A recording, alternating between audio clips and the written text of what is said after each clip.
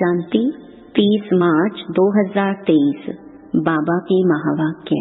मीठे बच्चे, संग दोष संशय बुद्धि बनाता, इसलिए संग दोष में फंसकर कभी पढ़ाई नहीं छोड़ना। कहा जाता संग तारे कुसंग बोरे। प्रश्न, बाप की कौन सी श्रीमत तुम्हें कौड़ी से हीरे जैसा बना देती है? उत्तर, बाप की श्रीमत है बच्चे, घर गृहस्थ में रहते हुए कमल फूल समान रहो। जैसे कमल फूल को कीचड़ और पानी टच नहीं करता, ऐसे विकारी दुनिया में रहते हुए विकार टच ना करें। यह तुम्हारा अंतिम जन्म है। निर्विकारी दुनिया में चलना है, इसलिए पवित्र बनो। इसी एक श्रीमत से तुम कौड़ी से हीरे जैसा बन जाएंगे, स्वर्ग का मालिक बन जाएंगे। गीत, मुझको सहारा देने वाले। ओम शांति। बाप ने समझाया है कि भगवान एक ही है, जिसने भगवती को रचा। बरोबर भगवानुवाच है। जैसे बैरिस्टर वाच, सर्जन वाच, यह फिर है भगवानुवाच। भगवान कहते हैं, मैं तुम्हें स्वर्ग का मालिक, राजाओं का राजा बनाऊंगा। यह है गीता। परंतु मनुष्य भूल गए हैं कि गीता का भगवान कौन था। श्री कृष्ण तो था स्वर्ग का नंबर 1 प्रिंस। इतनी ऊंच प्रालब्ध किसने प्राप्त कराई? ऊंच ते ऊंच प्रालब्ध है राधे कृष्ण अथवा लक्ष्मी नारायण की। यह बात कोई भी समझ नहीं सकती है। राधे कृष्ण स्वयंवर के बाद लक्ष्मी नारायण बनते हैं। उन्हों को यह ऊंच पद किसने दिया? श्री कृष्ण कौन था, श्री नारायण कौन था, ये बातें तुम ही जानो। श्री कृष्ण को प्यार तो बहुत करते हैं, जयंती भी मनाते हैं। फिर जिससे श्री कृष्ण का स्वयंवर हुआ, उनकी भी तो महिमा होगी। राधे कृष्ण को तो इकट्ठा ही दिखाते हैं। उन्हों को ऐसा किसने बनाया? रचयिता एक निराकार को ही कहा जाता है। साकार को कभी क्रिएटर नहीं मानेंगे। इनकॉर्पोरियल गॉड फादर कहते हैं। लक्ष्मी नारायण सतयुग आदि में थे, अभी तो है कलयुग। यहाँ मनुष्य दुखी कंगाल हैं, राजा रानी तो है नहीं। स्वर्ग की तो बहुत महिमा है। कोई मरता है तो कहते हैं फलाना स्वर्गवासी हुआ। स्वर्ग याद आता है तो जरूर स्वर्ग कोई अच्छी चीज थी। नरक में जो मरते हैं उनको पुनर्जन्म जरूर नरक में ही लेना पड़े। जैसा कर्म करते हैं उस अनुसार यहाँ जन्म लेना पड़ता है। अब भगवान है निराकार, ज्ञान का सागर, जिसको सभी मानते हैं। उनका यादगार मंदिर भी शिव का है। ब्रह्मा विष्णु शंकर का चित्र देंगे तो कहेंगे यह ब्रह्मा है, यह विष्णु है। भगवान ब्रह्मा व भगवान विष्णु नहीं कहेंगे, भगवान एक निराकार को कहेंगे, वह शिव ही है। अभी तुम बच्चे जानते हो, हम फिर से लक्ष्मी नारायण भगवान भगवती बन रहे हैं। किस द्वारा? भगवान द्वारा। क्रिएटर बाप है, वह स्वर्ग का रचयिता है। जरूर उसने प्रालब्ध दी जो यह स्वर्ग का मालिक बने। चित्र तो तुम बच्चों के पास है। यह भी मनुष्य समझते हैं लक्ष्मी नारायण सतयुग के मालिक थे। सिर्फ यह भूल गए हैं कि लक्ष्मी नारायण छोटेपन में राधे कृष्ण थे। सतयुग में महाराजा महारानी थे, तो जरूर उन्हों का बचपन भी होगा। उन्हों की यह प्रालब्ध जरूर स्वर्ग के रचयिता ने बनाई होगी। वह कब आया किसको भी यह पता नहीं। शिव का लिंग तो है, यह शिव का बड़ा रूप करके रखा है। वास्तव में कोई इतना बड़ा तो नहीं है ना, वह तो स्टार है। उनका कोई चित्र तो समझ न सके। यह सिर्फ पूजा के लिए बड़ा चित्र बनाया है, तो यह देवी देवता धर्म किसने स्थापन किया? नाम चाहिए। क्रिश्चियन, बौद्धी आदि सबको मालूम है कि हमारा धर्म फलाने ने स्थापन किया, उनका धर्म शास्त्र यह है। पहले पहले मुख्य बात ही यह है, इसलिए बाबा चित्र बनवाते हैं, समझाने के लिए ही बनवाते हैं। आगे वाले चित्रों में कोई लिखत थोड़ी थी, यह तो समझाया है। स्वर्ग का रचयिता है परम पिता परमात्मा, स्वर्ग में है सदा सुख। क्या इतने सब मनुष्य वहाँ होंगे? झाड़ पहले छोटा होता है, फिर बढ़ता जाता है। स्वर्ग में बहुत थोड़े होंगे, नरक में बहुत है। स्वर्ग में है सदा सुख। क्या इतने सब मनुष्य वहाँ होंगे? झाड़ पहले छोटा होता है, फिर बढ़ता जाता है। स्वर्ग में बहुत थोड़े होंगे, नरक में बहुत है।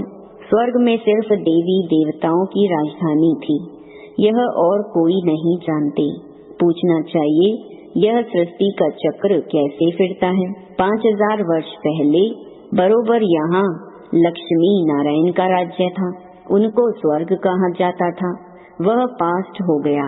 नई दुनिया जो थी वह अब पुरानी नरक हो गई है। अच्छा, फिर क्या होगा? फिर स्वर्ग आएगा। भक्त याद करते हैं स्वर्ग व मुक्ति धाम को। क्यों याद करते हैं? क्योंकि यहाँ दुखी हैं। स्वर्ग में तो सदैव सुख होता है। बाप थोड़े ही बच्चों को रचकर दुखी बनाएंगे, यह तो हो नहीं सकता। तुम जानते हो सतयुग से त्रेता, द्वापर, कलयुग होना है।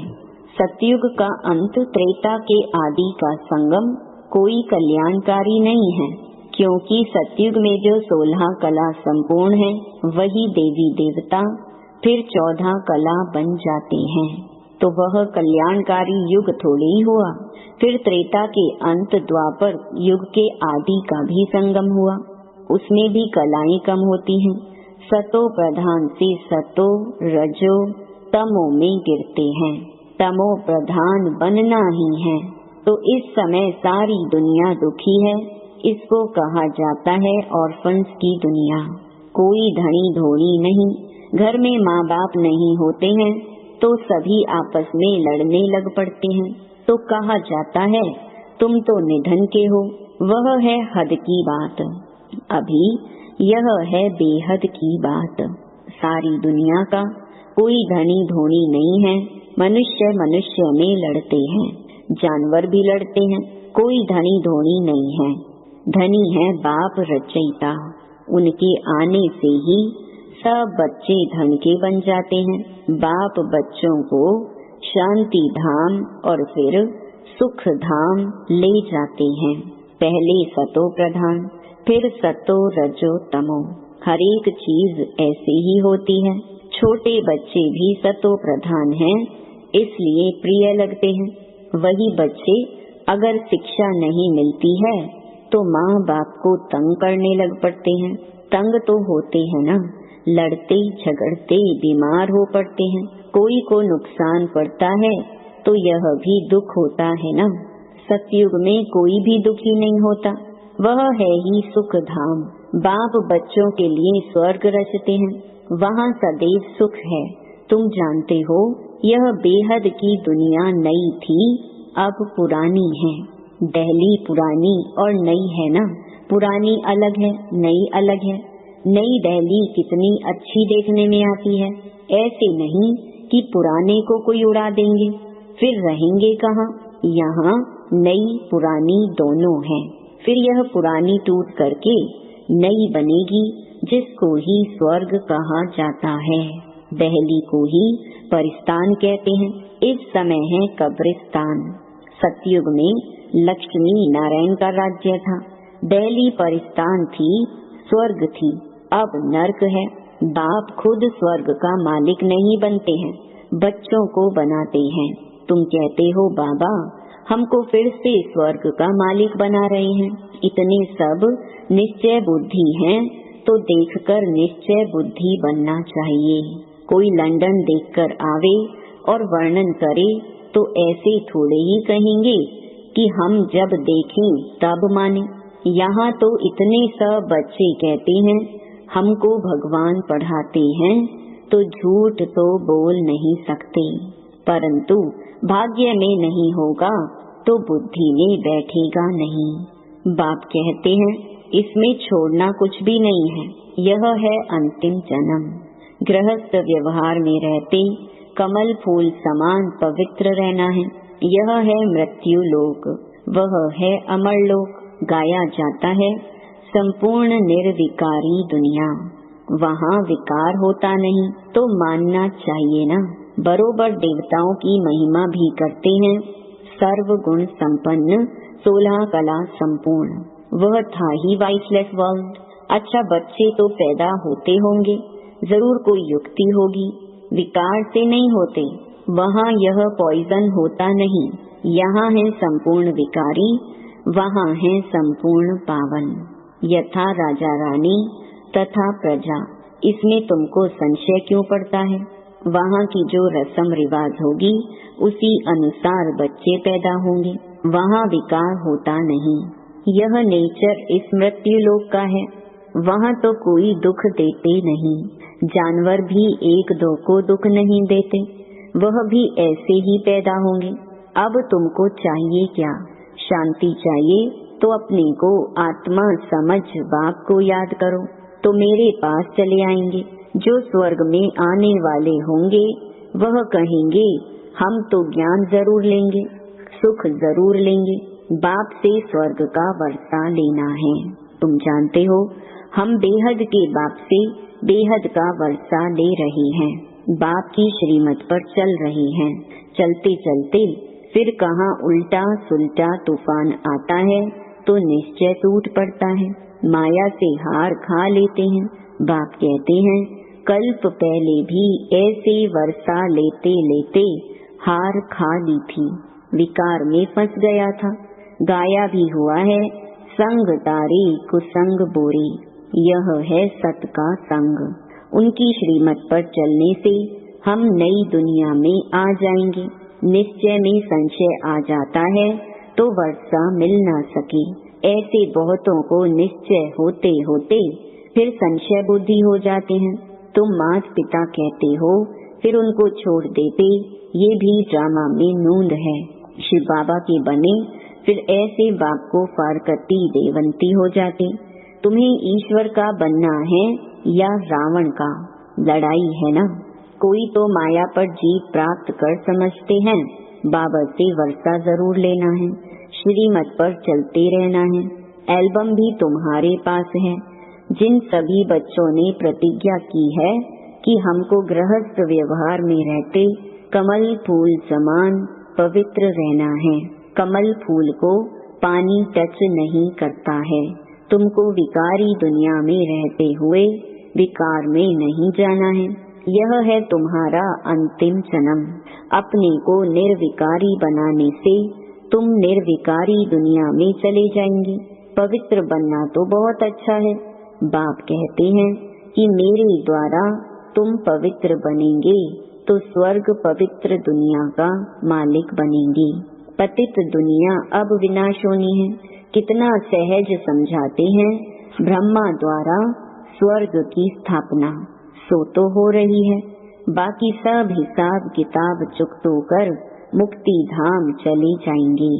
सतयुग में तुमको सच्चा सुख मिलता है, वैकुंठ का नाम तो मशहूर है, बरोबर लक्ष्मी नारायण का राज्य था। मनुष्यों को तो कुछ भी पता नहीं है। सन्यासी खुद निर्विकारी बनते हैं तो विकारी लोग उनकी पूजा करते हैं। विकारी आत्मा बनती है, परमात्मा नहीं।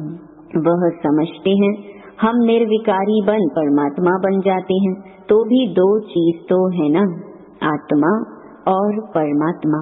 विकारी को परमात्मा नहीं कहा जाता।